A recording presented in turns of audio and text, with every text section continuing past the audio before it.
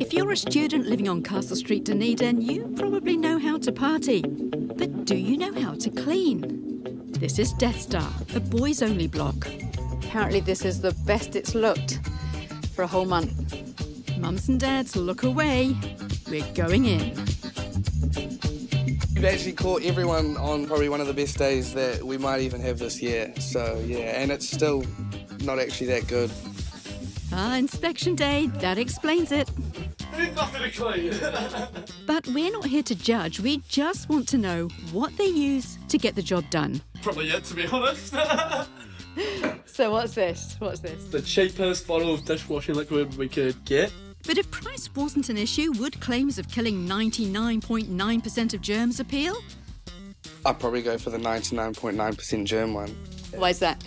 Just as what it says on the label. Next door, in the less grubby girls' flat, We have a vacuum, which is good. the same response.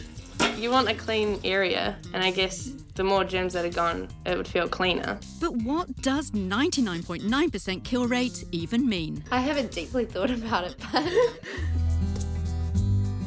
Further south in Waihopai in Invercargill, somebody else has. Some of the statistics being quoted, I thought were just perhaps a little too good to be true.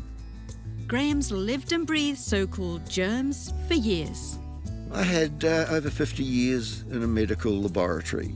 He saw ads like this one for laundry liquid. It removes 99.9% of germs, even in cold water.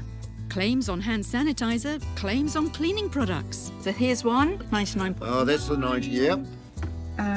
Where are we? 99.9. 9. I thought, hello, that's very specific. What do they test it against? And what is the 0.1% that it doesn't kill?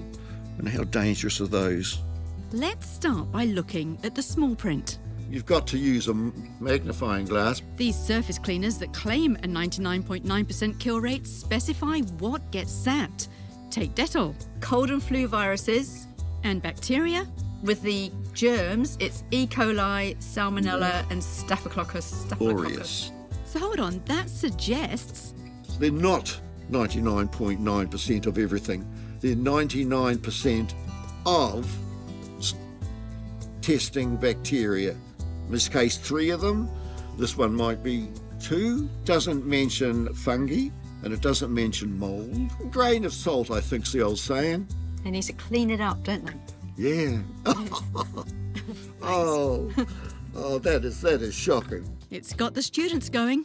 Well, like, if it's not actually 99.9, then how can they advertise it like that? It's a good marketing ploy. All the companies say their products comply with international regulatory standards. Dettol's marketing agency explains there are trillions of microorganisms, too many to test. So products are studied by independent laboratories against a few common indicator microbes.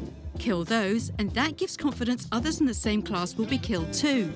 It adds claims aren't for 100% kill rate because of the limits of detection. So what do Otago University's experts think on the subject? Professor Krause has no doubt the products pass the test, but says we don't need a killing spree every time we wipe the kitchen bench. So you have to be careful about killing 99% of what may be relatively friendly bacteria, because if you get rid of friendly bacteria, there's the potential that you might be replacing them with less friendly bacteria. So are we a little bit too obsessed with getting rid of all the germs that there are? We're not meant to be germ-free. It's not to say there aren't some good uses for sanitizers and disinfectants. You know, if you've had somebody in your house who has an infection with an antibiotic-resistant bacteria and you want to sanitize that area, but in general, if you're cleaning up at home, my feeling is soap and water works just as well. Okay, we're going to put these babies to the test. It's a very basic, unofficial test, but it gives the general idea. We're testing 2 products claiming a 99.9% kill rate, one simply saying it's antibacterial, one with no such claims at all, and good old liquid hand soap. So we do this to sterilize the loop. On goes the cleaning product. I think this will all work.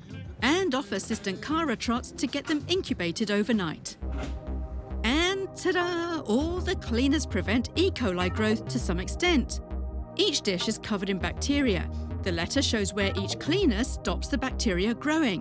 So this D shows growth inhibited by Dettol and the W by Earthwise. Both those claim 99.9% kill rates. The C's by the antibacterial EcoStore, and the A by Ajax, which doesn't make a claim. Oh, and the S is by a squirter soap.